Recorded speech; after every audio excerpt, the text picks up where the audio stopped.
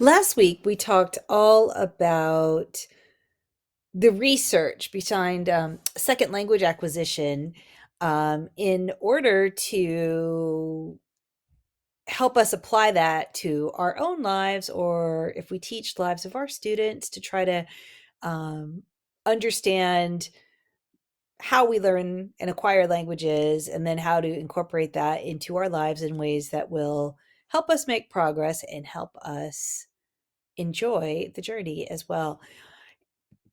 Now, during that segment, we talked all about Krashen's study on pleasure reading, and I'm just going to revisit it really quickly. Dr. Stephen Krashen did a study on two hyperpolyglots, and he found that they really focused on their input, right? What they heard and what they read. And one of them, you can follow Steve Kaufman. I believe his website's called The Linguist, and he has all these amazing tools to make content more accessible for people. So he really lives this. I don't know how many languages he speaks. It's some ridiculous number. He really knows what he's talking about. And the other person in the study, I want to say maybe 11 languages. I'm not quite sure. I'd have to go back and check the numbers, but it's something absolutely absurd. And they had they were able to do this through doing all their pleasure reading in target languages. So over the course of a lifetime, always doing their pleasure reading in new languages. And of course, that's going to give you all your grammar and vocabulary in context. So I wanted to share this with you.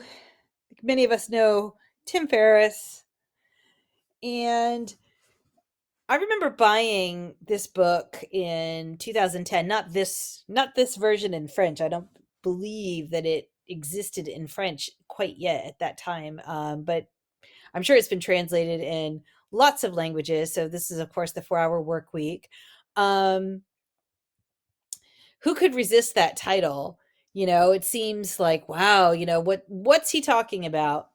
And I felt a little bit disheartened. I want to say that they talked about uh selling supplements and all of that, but at the end of the day, having your own business and learning how to I want to say he called them mini retirement. So um bottom line, things that aren't really necessarily practical for lots of people, but I think there's some really interesting ideas in looking at work differently. Not spending all of your life working in the traditional sense. Taking some time out for yourself. And one of the things that he does is he does some great stuff with languages. He's a very smart guy. He's a Ivy League graduate. And so, over the years, I heard him talk about being an exchange student in Japan. And, he said that he had a nasty manga habit. So he was doing tons of his pleasure reading in Japanese, right? Just a great way. It doesn't have to be academic to work. You can read anything that you want, right? Reading for pleasure is one of the most powerful ways to learn a language. So keep that in mind. This you want to manga, read manga. And I'm just going to give you some ideas and a few resources on some ways to do that. So I really love graphic novels for language learning. I think they're really great. This one I actually bought in Paris, and thanks to the internet, we can find these things at libraries, places like digital databases. This is definitely something to talk to your local librarian about, because I happened to be studying in Paris at that time, and picked up some graphic novels because I enjoy them so much. They're very comprehensible. You've got all the pictures to support you. It follows a story. And I really enjoy seeing all of the art. So definitely something to seek out. Overdrive has a lot of, magazines and digital books, and this stuff is more and more available online all the time. I love reading celebrity type of, easily consumable type of, gossip and fashion and things like that. Um, Again, it doesn't have to be Don Quixote to learn Spanish. You can go on people or hola.com, um, and find out what's going on in culture right now, what people are doing, what people are talking about. And it's a completely valid way to learn a language. Another activity that I really, really enjoy are, um, reading magazines. And I mentioned Overdrive a few times, that I want to say they have digital magazines from around the world.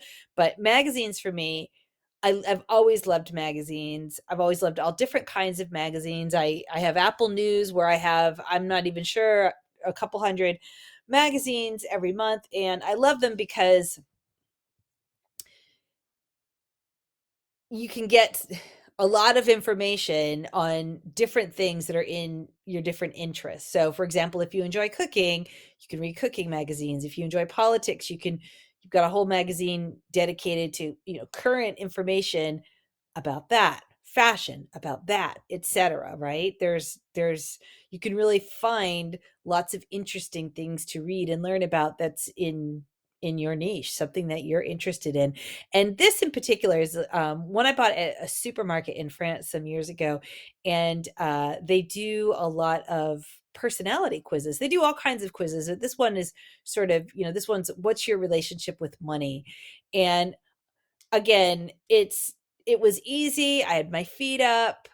I could enough of it was so the level was so easy that I could pick up a lot of new vocabulary without having to really look up a lot of words. The pictures help support. So I highly recommend reading magazines in topics you like. Doesn't have to be a textbook. It should be high interest. Another thing that I really love to do is to read Realia.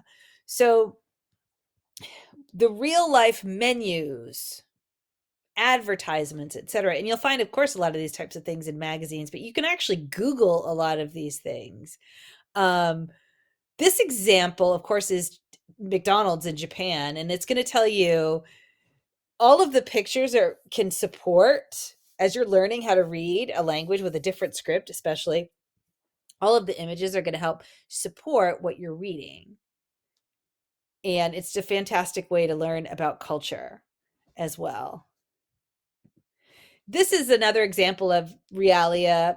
This is how I learned to read Korean, was by riding the subway every day when I taught there and comparing it to English. And then I was able to figure out what all of those symbols, the alphabet, sounded like. So again, we have all of this available to us in the age that we live in, that, Realia from your target language is what you want to look for. I want to share a resource with you. This is Judith Meyer. She does script hacking. So showing people how to read different scripts. I'm not sure how many books she's come out with. They're published by Teach Yourself. Really absolutely brilliant. She'll take cities and countries, vocabulary that you would know, and teach you how to read your target language script. So really, really super, super clever. When we talk, let's see.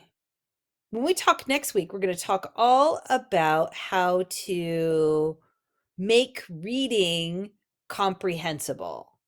So some specific strategies to make the things that you read understandable. So as you search for your materials, we don't want you to get frustrated. We want you to be able to learn. So next week, we're going to talk all about how to read, how to read, and some tools to support you as you do so.